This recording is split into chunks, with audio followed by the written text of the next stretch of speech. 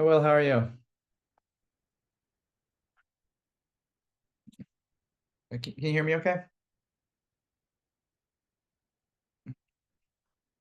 It appears as if you're muted, but you can just let me know if you can hear me. That'd be great. You can write that in the chat if you'd like.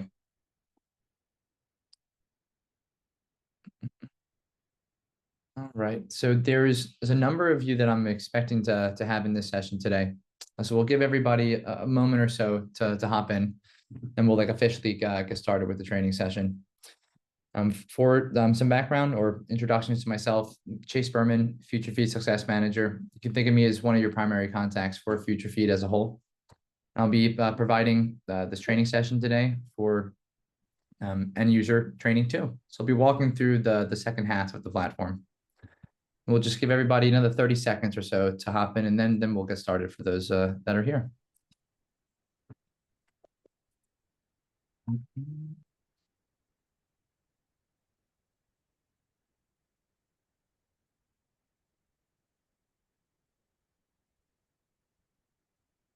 Okay. All right. In the meantime, I will share my screen and we will jump into things now that we're 1 minute past the hour. All right. So if you're in this training session, it means that you've ideally already completed training 1 for end users. So you walk through the first half of that platform, and the last training session was this past Tuesday. So you actually had the opportunity to get the training from our CEO at that time. And so his name is Mark. He walked through the start section, adding people, roles, and teams in the people section, or your users. Then also adding different tools and services, a big portion of your supporting inventory items, and then also documentation, adding documents, manage them as live documents, but creating evidence for these particular items, tools, and documents via the task assignment functionality, and then also covering tagging that will connect these different items to the controls that they're relevant to. So that is a really powerful piece of automation that will ultimately have those items appear in the SSP and update automatically when you're creating new tasks and completing them as well. It's going to allow an organization to go through the entire process to attain their compliance with CMMC and have that all documented in a well-structured SSP. That'll benefit the assessment process, of course, and I'll get into those details later on. Then also setting up the process for a lot of efficiency for maintaining the compliance requirements over time. So what we're going to dive into today is going through assess, so the gap assessment, then also examining what the SSP structure looks like and how you can interpret and understand this information, and also how you can get the data into it, which will mostly happen automatically, and we'll automate your SSP for you. And then going through the remediation execution process, so all the different POA&M items that you'll have, grouping them into projects and then executing them. Then we'll be able to touch on deliverables, the different types of reports that you can generate in FutureFeed anytime as well. So for assess, again, the gap assessment, you'll be brought to a landing page whenever you click on that icon on the subway map, top middle part of your screen. And if you haven't gotten to this process yet, then all of these will appear as blue, but this sample company is mimicking an organization that's gone through this already. So in red, it's the controls where at least one objective is marked as not met. And then in green, all the objectives have been marked as met. For blue, no work's been done to changing the objective statuses. And then in gray, it's when the control is marked as not applicable. Now, there may be a lot of changes that happen to the objective statuses over time. It'd be really great if you could actually track that. So in FutureFeed, on the right side of this landing page, you can click on this objective status change history icon. And it would just give this a second to load. Wayne, I know you were just in the previous training session with me a moment ago. So the internet issues are still happening. So well, I apologize for the delays that we might experience here. I wish this could have been solved prior, but I might not be able to do anything about this. I've tried closing windows, but we'll just need to bear with me for a couple of seconds between some of these pages. Yeah, no hotspot it to your phone. I could, but that's not going to be faster. No, sorry. Yeah, it's worth a shot. I tried that in the past and it did not work. If this continues, I'll just turn off my camera to see if that'll help with bandwidth. Usually helps a little bit, but yeah. So for this page, you're able to see the entire life cycle of how the objective statuses have changed. So the particular dates and times of changes were made, who the user was, their email in case you want to contact them, but then also the particular objective and the status change that occurred, and that's on the right side. So you're able to track all of this over time. We'll just jump back into assess, and we'll walk through, actually, before we get to this page, there's one other thing I want to touch on. Actually, can I ask one quick question? Sure. Has to do with assets. So jump to the asset list. And Will, I hope you don't mind. On the assets, I noticed that these the assets are actual specific assets, not the tools and services. So these are like akin to your devices, your all the things that are going to be within their network and their scope. But the goal here, it said it was mostly on grouping as opposed to the individual asset lists. Is that true? I mean, is that the way that it's supposed to be defined and utilized on here in FutureFeed? Yeah, it's a good question. So to get your exact answer, I'd recommend reading this portion of our Getting Started guide. Okay. So we created this entire guide, but we've broken it up into different sections of FutureFeed. And so for this particular page, there's just the details that matter portion of the guide. So you can read through that, and that will help you better understand the information that would be added here. I've seen organizations approach this a little bit differently, or a couple of different ways, either grouping together things like you were alluding to and creating like smaller amounts of specific assets, but it can also refer to the examples that we're looking at here, like different types of servers or laptops, but those that wouldn't be particular tools and services. Now, for the items that could appear in like a huge list format, there's a lot of these similar things or all these different devices. You're able to add them. I mean, one just has a place card here, but then you can just add a document associated to it that will actually have a list of all those different things. Oh, got it. A referential document. Okay. Mm-hmm.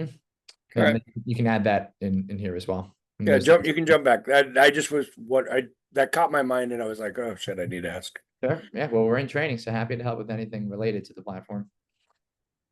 Oops, I meant to go back to this for a second. So the RACI model is something that can be applied at the control level to designate who's going to be responsible for addressing all the different items or the gaps that may come through the gap assessment. A singular accountable person is just ensuring that whatever stuff needs to get done, they're going to ensure that it does. Then others that might just be consulted or informed along the way. But for those that are ideally like the responsible or the accountable person, they're going to be designated to a group of controls. In some rare cases that I've seen, they're applied to all. It just depends if they're like the only person doing this for the organization, or they're a group of like 3 or 5 people.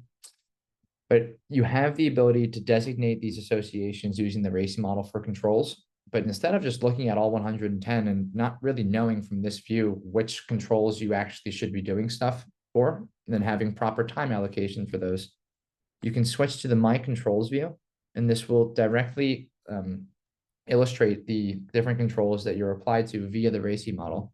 So it's a great way to condense your visibility and just focus on the stuff that you should be prioritizing your time for. Now, we'll walk through how you can go through the gap assessment in FutureFeed and the different like sort of sections that you'll see here. The data that's supposed to appear here for the rest of the page that's going to populate. It's just the internet. But I can't really touch on a whole lot without seeing this here, but there's a few things that I can begin to describe. So first, the layout of this page, and this will apply for every single control. The only difference for like the language you'll see, it's the control description, and then also the different objectives and the guidance that we'll provide for each of these controls as well. So just walk through the different sections initially. So there's the summary notes box. This is meant to encapsulate the brief story for how the control has been implemented. And the way I personally see this, and what we recommend users on, is this is meant to complement what you can articulate for the objective statements. And that an example of that would be for this particular objective. We'll just give this a second to pop up. But you have the ability to add a statement for how each individual objective is being implemented. Gosh, I'm really sorry for like the pauses here. I know Wayne in our last call, I was going faster than this, but there's supposed to be a box here that you'd see the objective statement appearing. So I might as well just describe the overall functionality for this. So yes, you are able to articulate how the objective statement or how the objective overall is being implemented. That's addressing like the first initial portion of for the assessor's benefit of understanding what's being done. They're going to need to see all the supporting inventory that's really connected to how the statement is coming into action, and then validate that through the evidence you'll have to provide to them as well. We'll get to that when we are in the SSP section, but in the end user training 1 session, that should have touched on how you can create the tasks for those particular items that will generate the evidence. So we do recommend adding the objective statement for every single objective. It's only going to be to the benefit of everybody that needs visualization into this information, and especially the assessors or the C3PAOs.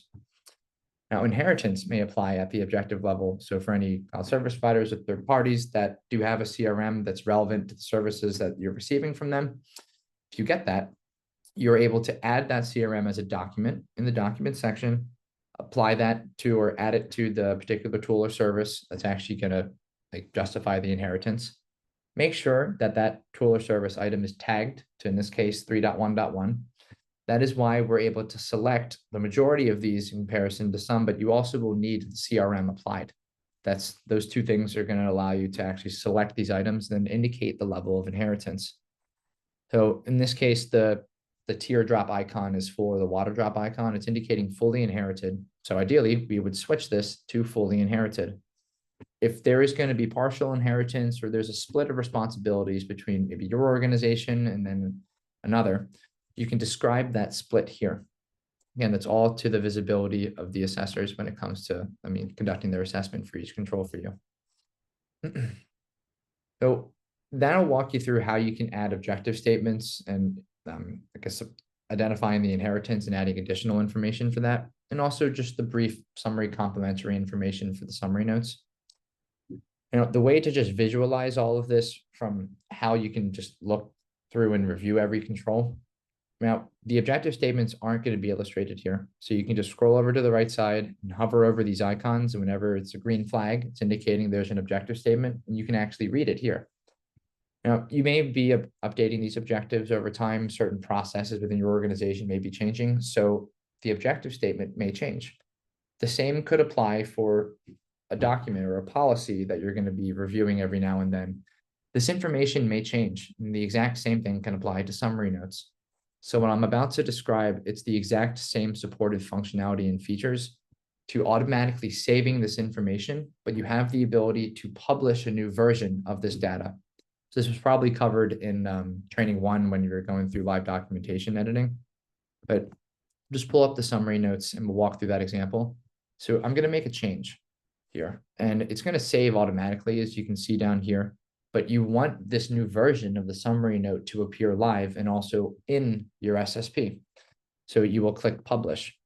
This is what's going to publish that new information, and then also have it be visible when you're right here, and viewing this control in the assess section, and then also, and most importantly, in the SSP. That exact same thing applies for documentation and changes you'll make, then also for objective statements. I wanted to provide a similar feature set for that, just to make things more consumable from the UI perspective. Now, when you're going through your gap assessment, you might not have all the objectives or have the ability to mark all of them as met. So gaps will be identified. If we were to switch this particular POA&M item to the not met status, or the objective to the not met status, a POA&M item will automatically be generated for you. So a 1 just appeared here next to this FutureFeed POA&M icon. Click on this and you're able to see the POA&M item that will be created for you. It's meant to save organizations a lot of time in generating the POA&M item. So you're welcome to review it, make changes if you would like to. But there are some other things that we recommend from an optional feature perspective. I think they pretty much just be a requirement, but we're not going to enforce things that people might not want to do in FutureFeed. So what I'm about to describe is a very high recommendation from myself and our team as well. Whenever a POA&M item is created, you'll see the impact, effort, and cost fields appear, and also the RACI model. So at the minimum, have somebody be listed as the accountable person for the POA&M item. That will also apply to any documents, tools and services, controls, projects, wherever the RACI model will apply throughout your tenant. But for the POA&M item, when you're done your gap assessment, you may have 50, 100, or plus different gaps. It's a lot of POA&M items. It could be a little daunting to look at this and figure out or know how to figure out what you're going to do to approach this, your remediation planning and ultimate execution. So the impact, effort, and cost ratings are meant to help with that process when you get to that eventually. But take advantage of the feature here so you can set that when you're creating each individual item or POA&M item. So you won't have to do so later on through like a larger list of POA&M items that don't have the data. Then also set the due date. You do have the ability to set it to a particular date in the future or base it on like a quarterly basis. And it's up to you and your organization how you'd like to go about that process. So we just recommend taking advantage of those optional features here because it'll only be to your organization's benefit later on. The potential assessment, consideration, and outcome statements, and these are optional. They won't take away from your SPUR score, but we added them to each control to provide an organization to just get a higher level of confidence that you've done everything that you can to address this control, and also trying to get in a little bit in like the mindset of what the assessors could be asking you during their assessment, really what they're looking for. So we do recommend going through addressing the PACs. Again, it's optional, but why not go through an additional effort to further enhance your confidence going into your assessment? Now, there's three portions or three different stages of the assessment that the assessors will go through for every control: interview, examine, and test. That is directly associated here within the assess section. So again, your gap assessment. For the interview phase, they're going to want to know the people that you need to be, that they would want to interview or speak with, ask questions to. So the RACI model applies at the control level as well. And like I said a moment ago, at the minimum, have somebody listed as the accountable person here. And for anywhere the RACI model applies, that way it's at least documented who's accountable for whatever the process is. In this case, the entire management of a control. The responsible individuals, you can think of them as those that will be actually addressing the POA&M items that are related to objectives for the particular control, or anything that's really just related to making sure that the control is being implemented. Anybody that's aware of the certain processes, so they're informed or they might be consulted on certain things, you can add those users here as well. So for the examine portion, in the second phase of the assessment, the assessors are going to want to know all the supporting inventory that's related to why you're able to actually write your objective statements for how the objectives are being implemented. They're going to need to be able to reference and view the different documents that will apply. So, of course, add your documents in the document section. And if the tagging is already done for those, and then also tools and services that will address like that test portion of the assessment, you're going to see the items automatically appear here. But more importantly, in the SSP for the controls they're tagged to. And that will also apply the evidence that you've created through completing the different tasks associated to these different items. You just won't see the evidence here, but you will visualize that. And I'll walk you through that when we get into the SSP section. And at the bottom here, this is my personal opinion on this is the secondary way to add evidence within your FutureFeed tenant. So if you just want to drag and drop files for a particular control that's supporting evidence to how the objectives are being implemented, you can do so here. And also tag the evidence with the files you'll add to different controls.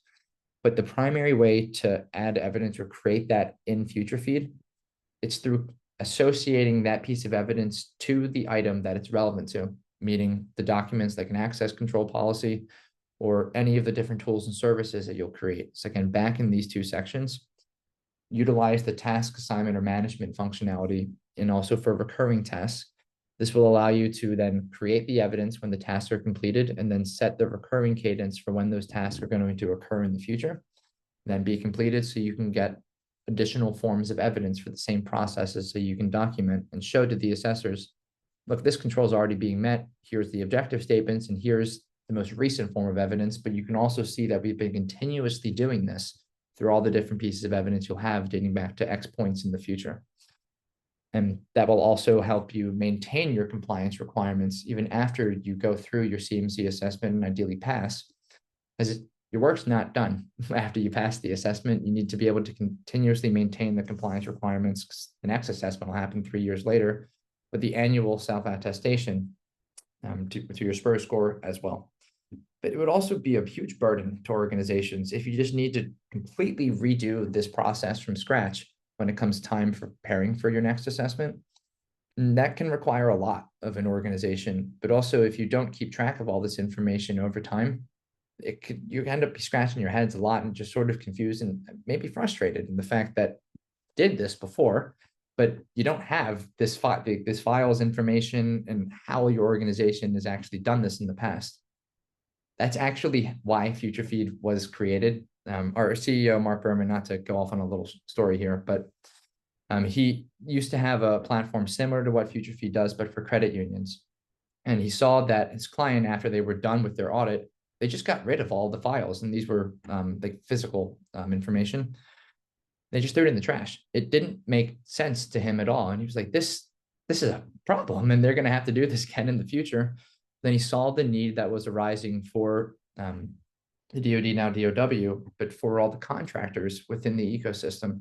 And now that CMC is on the cusp of applying these organizations, the process that FutureFeed will walk you through will help you maintain your compliance requirements over time. To bring this all back into summary. But this all comes down to how you're utilizing some of these key features that we've talked about here just in going through the gap assessment, but continuing to review and maintain this information over time. And that's directly connected to the tools and documents and the recurring task functionality. Now, you do have the ability to copy the information that you've entered in this case for 3.1.1 to other controls within level 2. That's the copy control feature that you can take advantage of. Now, you'll see from this list, we've given you recommendations for where the information can also apply to for other controls like 3.1.2 or 3.1.5 and the others here. I think there's 7 in total for this particular recommendation. You can check the boxes for if you want the data that's in the summary notes, in the interview sections of the RACI model, and then the examine the documents and the tests for the tools and services for the different, I guess, components of this particular control. Go through the 3 different stages to proceed with these recommendations. Are the check boxes pre-filled? No, a user had done this in the past. Okay, that's what I was just wondering, because we've got the recommended target, or sorry, the recommended controls. I didn't know whether they were also doing, hey, you should copy these. You know, it's recommended to copy these things around. So we identified the controls that can have the same processes in place, but we don't want to say that this is everything across the board and just check all the boxes and you're good to go.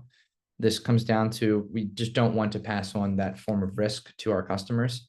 And we also don't want to try to represent what a service provider would do as well. So, but we still want to try to simplify and expedite the process, but we're just going to give an initial baseline for recommendations.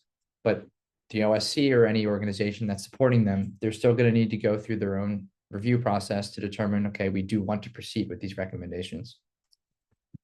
You can go to the different sections here and proceed with that, and then everything will copy over for at least what you've selected. Now, if you don't want to just like operate in the certain structure that we're seeing on this page, so like the summary notes, the objectives, and the different phases of how the assessment will unfold, you can go into the manage sections and then drag and drop these different headers, and then that will change the UI layout for each of the controls. You can save it if you would like, or just go with what FutureFeed provides initially. So we've just walked through how you can go about the gap assessment in FutureFeed. And then whenever you're going to repeat this process or just maintain the controls, you can update the information over time. All of this plays a role in ensuring your SSP will always be up to date and reflecting the correct information. But let's rewind a little bit. Maybe I should have started with this. If you're looking for a better way to understand what the controls are asking of you, we have educational resources built into the controls. So for every control, we have guidance information. So you can better understand the control from the source discussion perspective, how it's clarified within CMMC, real life examples of how the control is implemented, and look for the brackets here and the different letters. This is actually associated to the different objectives. So you can identify the particular statements or language that's related to the objectives in particular. And if you want to know where this information is referenced from, you're the primary sources. So this is available for every control, all 110 for level 2. There's also educational videos baked into, I think it's about 70 of the 110 controls. So it won't be for every, but some of the organizations out there that wanted to volunteer their time and provide like a service provider's perspective or an industry certified professional for how organizations can also understand the controls, but not from just reading like the guidance information. There's two different examples of those videos. So at the top here, the why behind 3.1.1, and then scrolling down, it's the evidence behind 3.1.1. So this wonderful woman here is actually Amy Williams. At the time she was with Coal Fire Federal, she actually did join our organization about 2 weeks ago. So you're able to hear from her now, a member of FutureFeed, and the videos that she created. And so you're able to mimic this same process as you're going through the gap assessment for every control. But if you're going to be working with other people within your organization, you might want to collaborate and actually have like those notes or those discussions appear in the controls themselves. So this discussion feature here, which you can also utilize from a higher level at the top, this will allow you to internally collaborate with different users and just have discussions on really what's happening or as processes are developing, but providing specific information that's not going to be a part of the summary notes or objective statements, for example. And also this information does not appear in the SSP. Does it get automatically emailed to the client? I mean, to the user? No, that is just visualized here in the different sections. It just depends. When you if you create a note, for example, or discussion, I create a discussion, I include you in it necessarily. You wouldn't see it until you logged into FutureFeed. That is correct. And that is a gap that our team has talked about several times in the past, and it will be adjusted. There's not a tentative time period for when we're going to enhance that notification process. But you can also just go into the discussions area or the feature from like the high level and then see all of the threads that are currently going on and who's a part of them. And Chase, also under visibility inside the discussion box, there are three options: discussion participants, my organization, and assess team. So it is really going to be just between the team, regardless of the visibility option that is chosen. So anybody will be able to see this. I mean, the assessors won't be able to if you give them access to your tenant. You give them assessor access. But this is meant to just give everybody an understanding for this is what the topic is sort of about and who it's really intended for. Okay. And yeah, you can have these three different types of discussions for the relevant items throughout the platform. But the assessor will go through our internal discussions? No, they will not. Yeah, they will not have access to this. Oh, I thought, okay, I'm sorry. I thought they would have access. They just wouldn't read. Okay, so they won't have access to the discussions. Okay, I got it. Yep, what they'll have access to is if you give them assessor user access, it's in your SSP section. This is a great segue into here.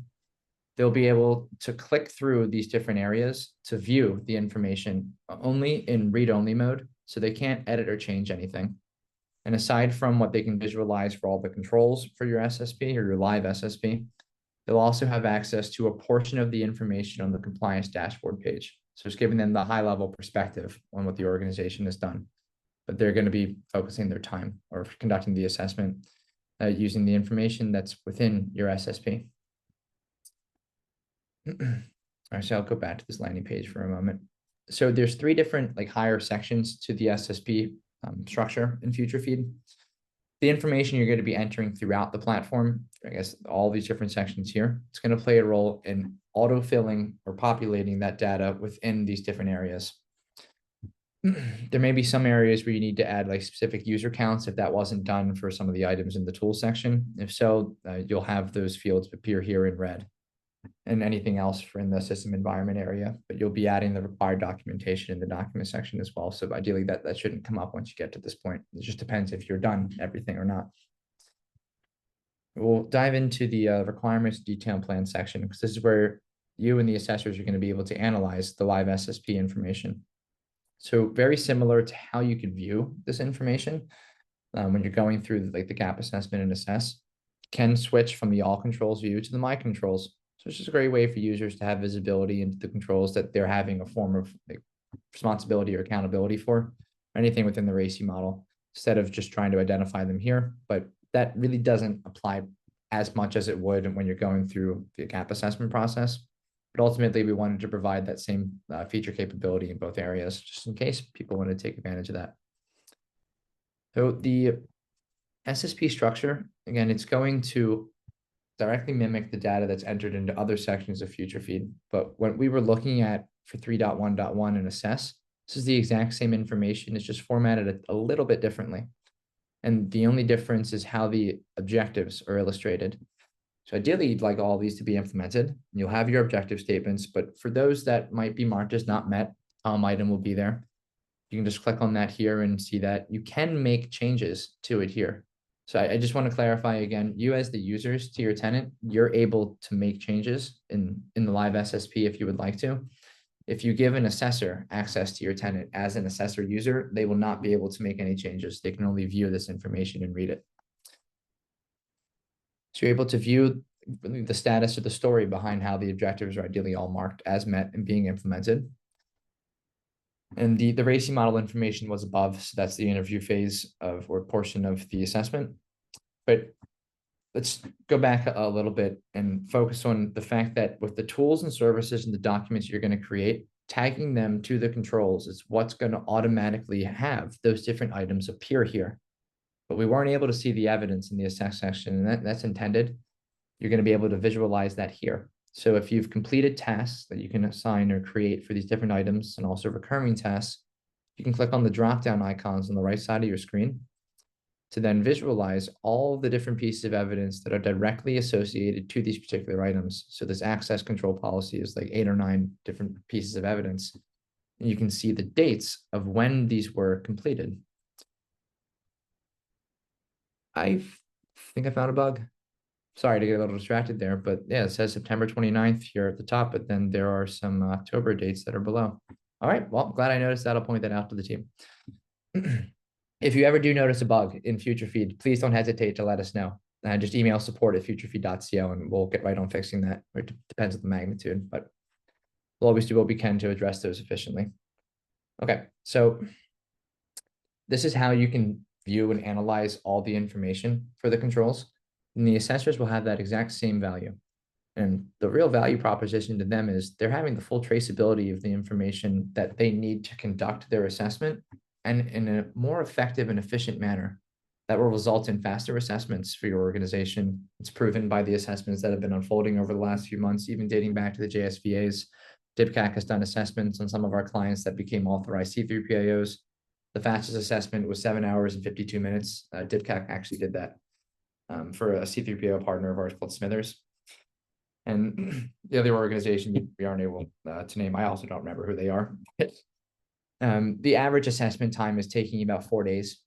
Some have been as short as 3, smaller amounts are 2, and there are some that are taking up to 5 days, but the industry average from what we're aware of is 6 to 7 days, and some could take a little bit longer than that. But the assessors that we're partnered with, it's about 25 of them, and it's growing as well. They're familiar with how the data within FutureFeed is structured. So if you give them access to your tenant, they can click through all of this. This is probably not the first assessment that they've done using FutureFeed's information. So they're already knowing what to look for and how it's going to be structured. That'll result in of course, the shorter assessment. That's because there's less questions that they need to ask you. Now, they're going to be asking questions, I think, regardless for certain things, but questions about where is this information, or can you show me this piece of evidence? What's the latest version of like a certain policy? That stuff ideally won't come up because all of this is, if everything was being utilized correctly in FutureFeed, this is the up-to-date information resembling what your organization is doing as of right now. So there is a checkbox here where somebody will be able to go through a review process of just indicating that they're the authorized person to have reviewed this control and for all of them in the SSP as a whole. And that'll be a part of what you'll see in the SSP as well. Same for the assessors, even if you were to export the SSP. Now, a great question came up in the last training session. Wayne, who's here with us now, actually asked it. So I want to make sure I touch on that here for the benefit of the others on this call. Is how can you get somebody's signature on the approved SSP? So that particular feature in here, hopefully that will come in the future. That's not on our pipeline, but you can generate a new version of your SSP. You just go into deliverables and you can generate a PDF copy. Go into documents, and then in the reviews and assessments area, you can just add it as any of these items, or you can select the other options for the different document types here. But you'll be creating a task for this document. So you can just drag and drop the attachment if you'd like. I would not recommend just copying and pasting that here, but adding a link, excuse me, to that file. Again, you can add it as an attachment, but you create a task for this. And when that is done, or when you're going through that process, select the name for like SSP authorized review, or whatever the applicable name that you'd like. Add notes so the person that's going to be assigned to this knows what to do, or just have a sense of what the task is related to. Assign it to somebody. They will need a role associated to their profile in order to have a task assigned to themselves, or somebody else will assign a task to them. Set a due date. Can set a recurring task if you'd like. For this particular process, you probably don't need that. Maybe. I don't want to speak for everybody, so maybe I should have said that. So you'll create the task, and what will happen is that person will receive an email notification. If they're in Eastern time, 11 p.m. Eastern, or Pacific time, 8 p.m. Pacific. It's meant to be one of the last notifications they'd get in their inbox and then come into work the next day, and then they'd be able to address it. But I'll go into an item that actually has the task there, or at least where I know the one is. I'll walk you through how this user will be able to get that virtual signature on this task authorized, or indicating the SSP has been officially reviewed. So this is documented. So if they get the email notification, they can click on the task in that email, and they'll actually be brought to the page we're looking at right here. So depending on how this was uploaded, they can view the SSP. We'll just go into the live document version. Everything's done. The task has been completed. It's been reviewed. I can click Save Complete, add notes, but now this is where you can apply the virtual signature. So you now have a piece of evidence that, Wayne, this looks like that might be a bug that happened on the last call too. So that's another thing I'll need to report.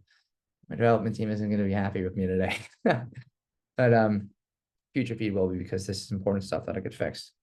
So this is how you're able to create that piece of evidence, and you'll be able to see that here. But because the tagging is set, might as well show it now that we're here, because I think I've talked about this maybe 4 or 5 times at this point during this call, because it really is that important. Set the tagging here. If you've already gone through training 1, this should have been addressed. Just in case, you're able to use different filtering metrics to identify keywords that you'll search to see the different controls that have not been tagged yet. Now, there's more controls that in their name have access in them. So those would be in here, somewhere along the lines. But you're able to just select them either individually or click the add all to have all of those be automatically tagged. This is what's going to have this particular document or tool or service appear for the controls they're tagged to in that SSP that we were looking at a moment ago. Likewise, for any piece of evidence that's been created directly for the particular object. So that's how you can get this information into the live SSP view, ultimately for the benefit of your assessment, but also your own organization's understanding of how all this stuff is done and knowing what your SSP looks like in as much detail as necessary. Are there any questions about the things that we've addressed over the last maybe like 10 or 15 minutes or so? I have one regarding what we just did. So if once that signature is recorded, does it actually become part of the document, or is it just simply an action that was done to the document? So when you print out your SSP, will it have the signature on the policy, or is it not going to have that, and it's just there's a reference, when you're looking in FutureFeed? If you were to export the SSP, that is what I would recommend, just sending it through DocuSign or something, so somebody can. No. My comment was, I guess I didn't say it right. On that particular policy, right? Every policy has to be signed by some responsible person within the organization. So you just had a mechanism by which you can electronically sign it, that it was reviewed. My question is that electronic signature an embedded component of what I like the last page of the policy, or is it an artifact within FutureFeed to say that policy was signed? It's the artifact not within the document. Got it. But it's going to be directly a part of every piece of evidence that's generated. Then the assessors can click on that to actually see that the signature is there. Okay. This question was back on POA&Ms. There are certain POA&Ms that can't be certain controls that can't be POA&M'd, and it says this is not a POA&Mable, control. But if it's not met in the process of you doing your gap, will FutureFeed create a POA&M for the unmet objectives or the unmet controls.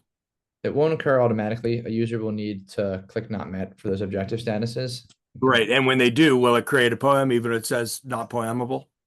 Yeah. So when it says not poemable, that means that there cannot be poem items related to, and you can get all the information here as well. Yeah, no, I understand there are certain controls that you can't do according to Cyber AB, got it, or the DoD. But the fact that you still have things unmet and there are objectives that you've got to deal with would create an internal poem, but not necessarily a certification capable poem, right?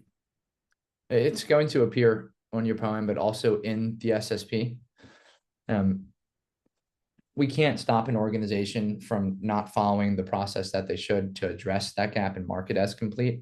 We've never seen an organization or heard of that they actually had something that appeared on the poem that's not poemable, and then that affected the assessment. But FutureFeed won't accommodate that process, if that makes sense. I actually think that would be a neat idea. I would need to speak with the team to see how something like that would unfold. But I was kind of running with that idea because Wayne, I think you brought up a really good topic. If any poem item from this particular control, because it's not poemable, does appear on the SSP as something that's not met, and the organization is getting ready to go through their assessment, or even at some point well prior to that, they're just generating a new SSP.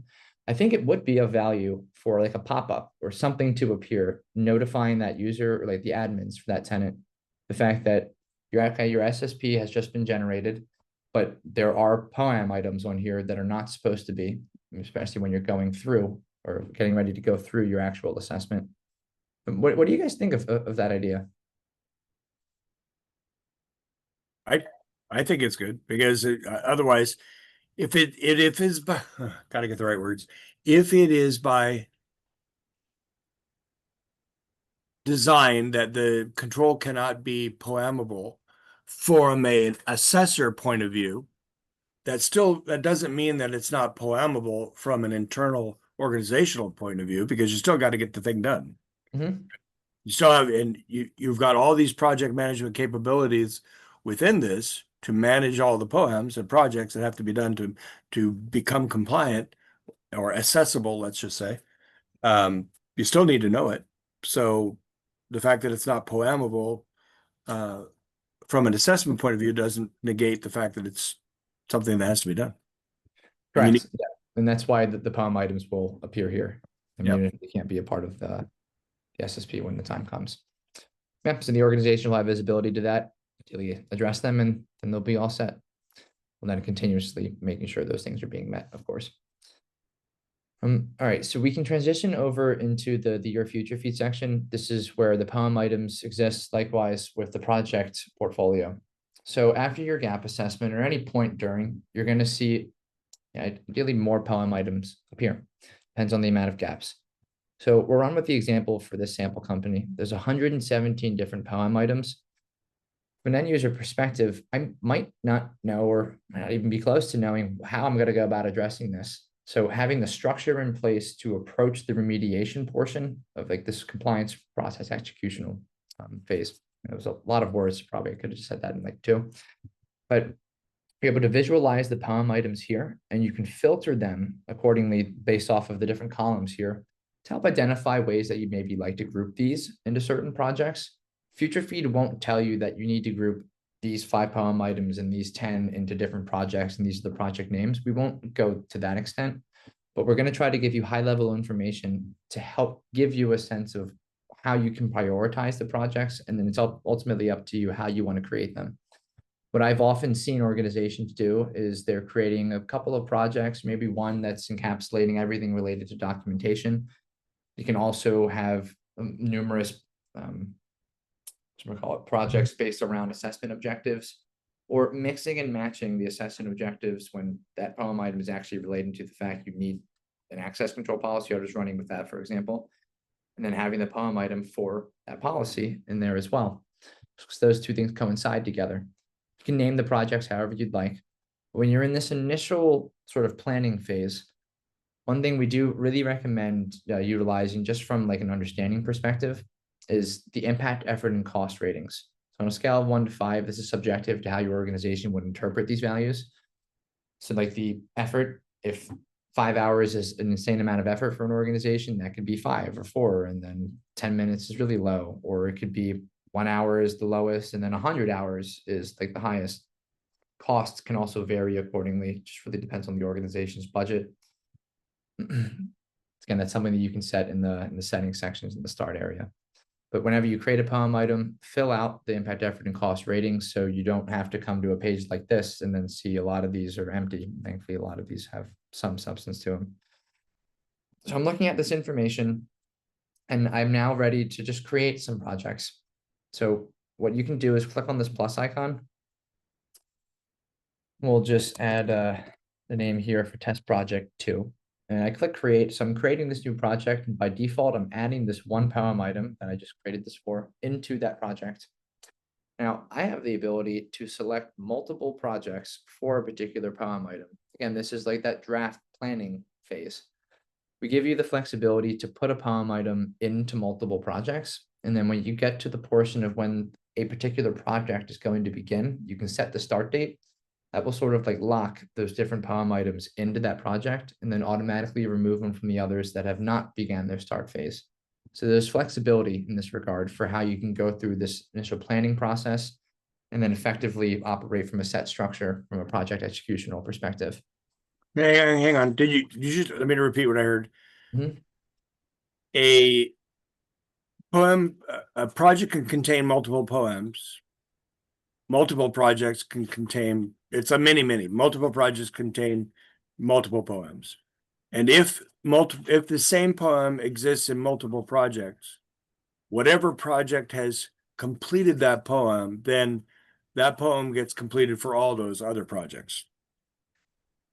Oh, sort of almost. So you have the ability to put a POA item into more than one project. You think of it as a flexible way to just have some ideas of projects you're looking to create, but you might not be proceeding with all of them.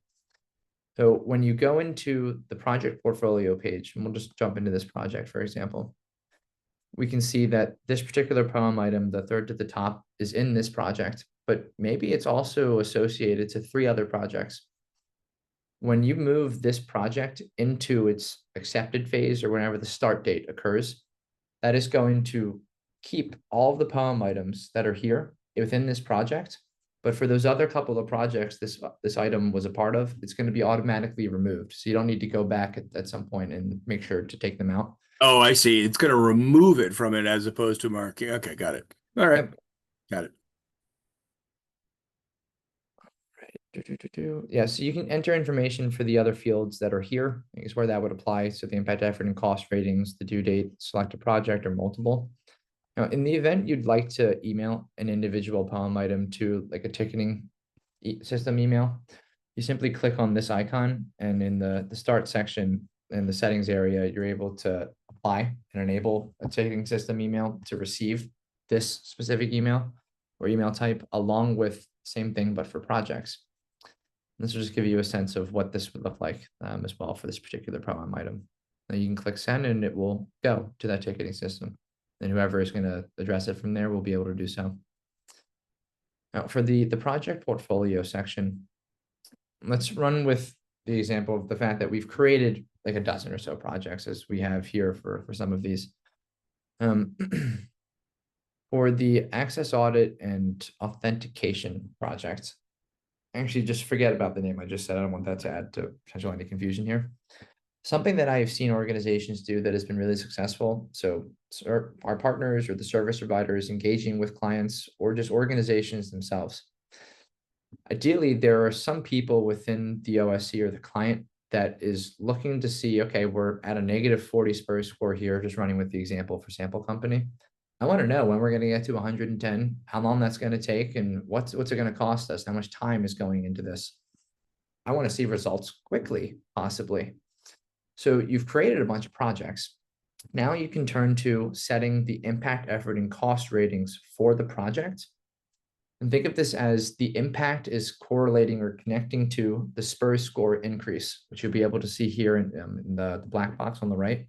It's directly accounting for the assessment objectives that'll be marked as met once their poem items are completed. And then your SPUR score is going to increase because all of the poem items for that control have now been marked as met. So because we're getting an increase of 35 with the SPUR score through completing this project, it's a 5 level of impact. So the highest you can rate this, or you can do 4, just run with 5 for this example. This project is not going to take a whole lot of time to address it all, maybe a few days. So the amount of effort could be 1 or generally low. And then the cost to this is going to be very low as well, for whatever factors play a role in that.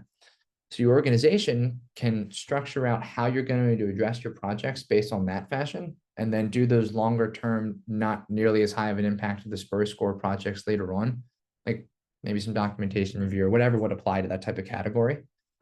So the CIO or the CTO or any of the C-levels or managers within an organization, they're able to get a sense of, hey, this is where we do stand here, and this is what our team is going to focus on, and this is how we're going to execute all of this stuff. Any worries or concerns that they might have in case the daunting SPUR score of -40 sort of alarms them, whoever is going to be doing this portion of the work for your organization can simply just have that conversation with them and reassure them, look, we've got all of this covered, and this is how we're going to address it, and here's visibility into what we're going to do. So I've seen plenty of organizations go about it like that. I've also seen others do it in the complete opposite. So again, this is up to you how you want to utilize the project capability and the POA&M management, etc.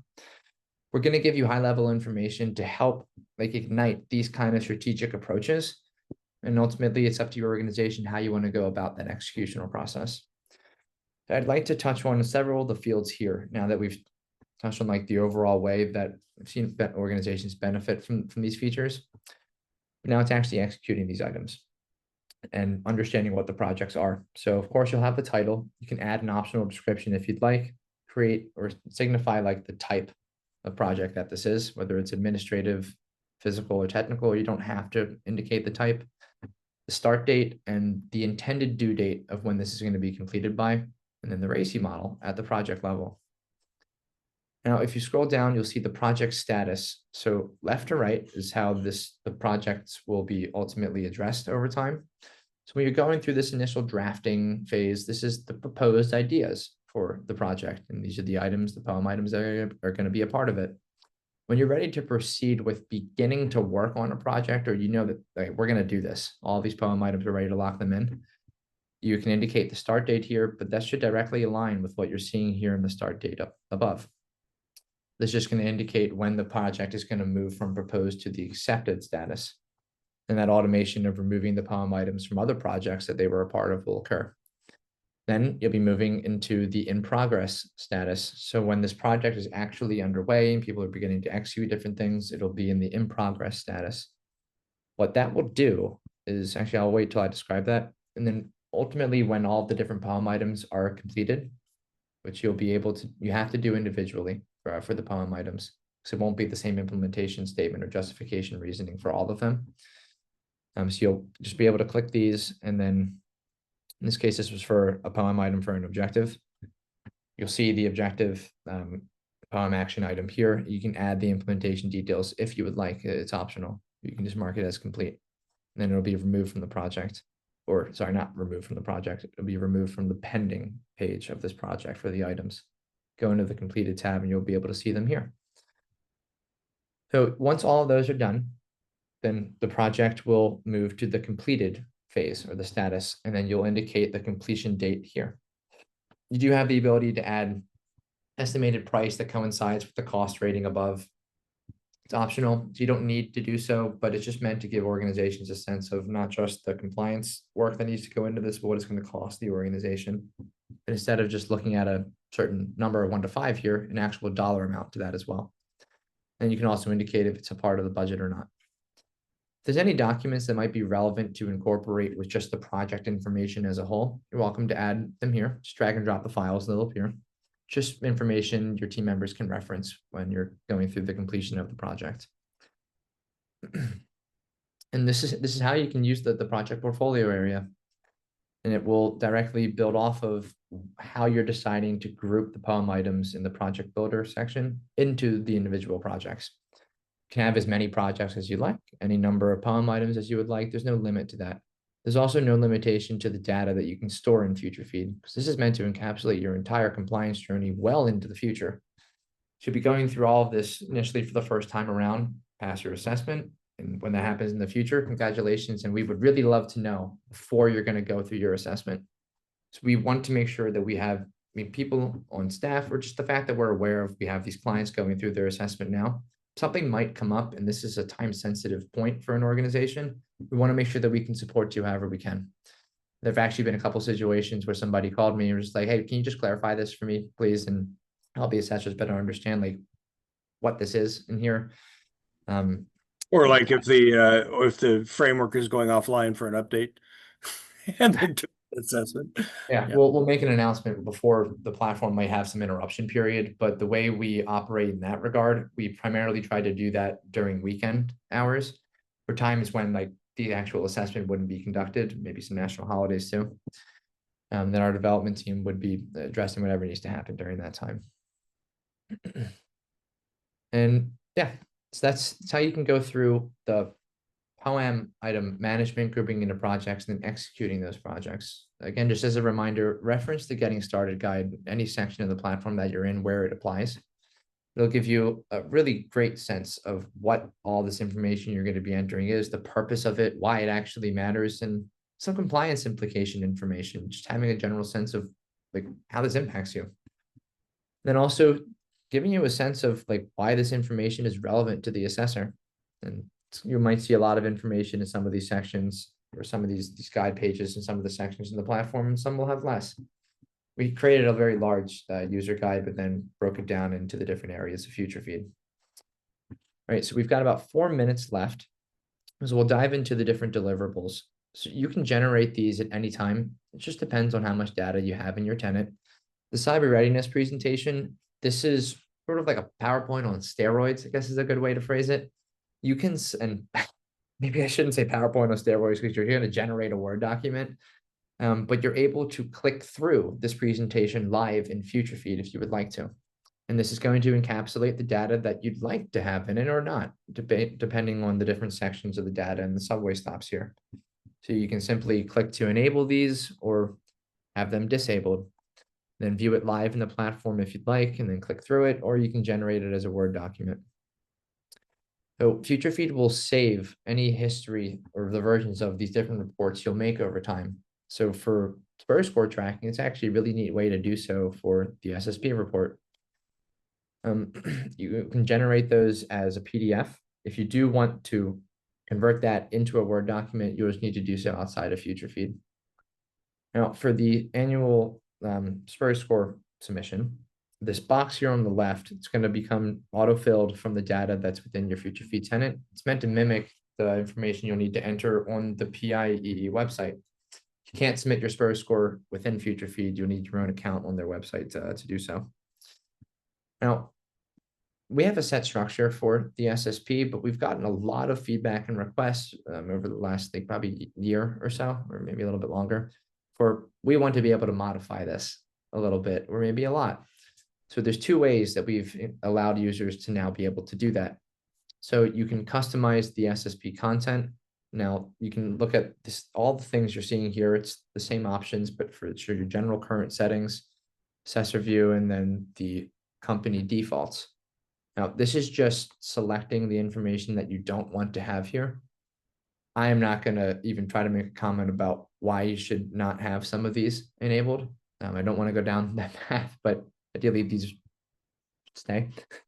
So that's all I'll say on that. But for the actual customizations that are most applicable to the requests that we've gotten, in the SSP format area, this is where you can elect to, if you're a service provider, you can, or if your clients don't want your logo or name to appear, they can just deselect that, or even the company's own name or logo. I don't see a situation how that wouldn't apply, because the SSP is representing the client and it needs to be on there, but just in case somebody wants to do that. The certain images that are throughout the SSP. Now, these are some of the things that were taking up a lot of space in the SSP. So you have the ability to just turn them off, but if you want to change the theme of the images, you can. And if you want to make this a little more entertaining, you can add canine pictures. Don't ask me why that's an option. I tried to get that not to happen, but our management wants to get a little creative with some things, and this process isn't very fun, but we try to make it a little bit more enjoyable, even if it's something as small as that. So you can have images in there or not. It's up to you. You can customize the title of the SSP, the subtitle as well, and you can add a confidentiality notice if you would like. Now it's the same options for, we were looking at the current settings and then the assessor report and then the company defaults as well. Now, the other reports that you can generate are for the POA&M actions and projects report. And we'll save the history over time, but they'll be generated as Word documents. Now, there's another way that assessors can conduct their assessment using FutureFeed's data if you don't want to give them access to your tenant. So if you're going to export the information to them, make sure that you have the latest version of your SSP and it's been reviewed and approved. But the assessors are going to need to see, or at least have access to, the different documents and pieces of evidence. So export the evidence file. This is a zip file of all the documents, different pieces of evidence you've created, or separate pieces of artifacts or uploads that you've made, maybe even at the control level. It's going to encapsulate all that information. So it'll still provide the complete traceability matrix the assessors use. They're just going to go about using that information in a different way. It'll still be an effective assessment, but it shouldn't be as technically fast as it would be if they had access to your tenant. But that's a decision your organization can decide on your own. Now, from an overall data perspective from FutureFeed, you can generate one Excel sheet type, and it's going to encapsulate the information within your tenant. But yeah, in the form of a CSV file. We are 1 minute over, which it's not an exact problem for me, but I want to stay conscious of everybody's time. Are there any possibly lingering questions that I can address for anybody of what we've just gone through during this training session?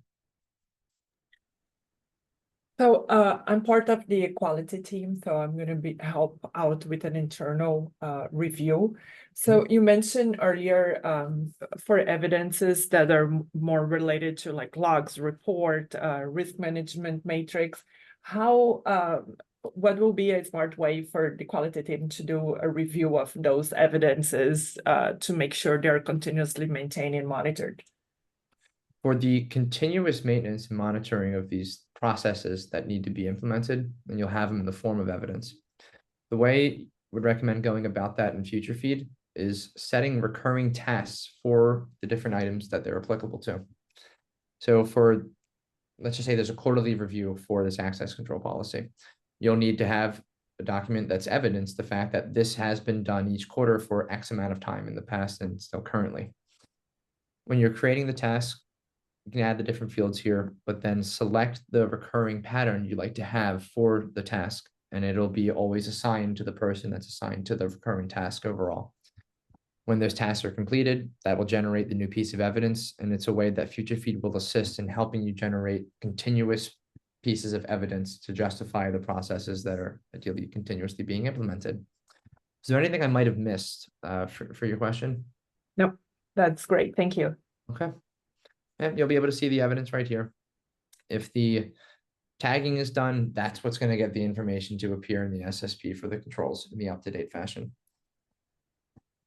All right, Will, Wayne, do you guys have any questions? No, I'm good. Yeah, Go ahead, Will. Sorry. No, sorry, go ahead. I was just gonna say, as I dive in more, I'm sure more questions will pop up, but this is a great overview. I really appreciate your time today, and yeah, I'll be emailing support as things come up. You may hear from me on some of those tickets, just depends on the question, or probably all the members of our team. Yeah, like anything else, once you actually start doing it, it's good as an overview, but once we start doing it, then we're going to go, oh shit, how does that work? Or what's the best practice? I think that's the biggest thing, is that like any framework like this, you have so many options. And it seems to be that you guys have paid a lot of attention to the left to right process, to be able to work through and know what you have to do to get the rest of it done. So, if that's the case, then it should be self-explanatory. But if it's not, we've got your email. Yep. Yes. Yeah, you can also email support@futurefeed.co. Our whole team looks at those tickets. So if something is like a really just a fantastic question, it was sent to me, I'll send it to the team as well. But that is going to make us think really critically about why this is being asked. What can we do to improve the platform to just alleviate this like burden or so for the users, make things better for them and their overall experience. So please never hesitate to reach out to us, but especially submitting a ticket. That can result in Who just are on the development team? what was that? How many people are on the development team? 6 or 7 right now, and that will be 9 by a month from now, sometime around then. Good. And yeah, and look, the team will just continue to grow. We're a very well-oiled machine for the 18 of us that are part of FutureFeed. And I personally look forward to seeing more growth in other departments. But the development team, we're putting additional resources to there first, and then maybe people within my team and others, etc. But yeah. Any other questions about the platform in general? No, I'm good.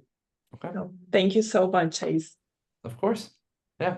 Thank you all very much for taking the time out of your days today and spending it with me. And Wayne, especially for spending 2 hours of your day with me. I had a blast with the 3 of you during this session. All right, man. Awesome. Thank you very much. Of course, yeah, the recording of this will be sent via Zoom probably about 2 hours from now. It depends how long it takes to digest. So you'll have access to this over time as well, if it's a good basis for you to refer to. Excellent. Great. Thanks again. Thank course. you. All right. Have a good rest of your afternoon. I know. Too.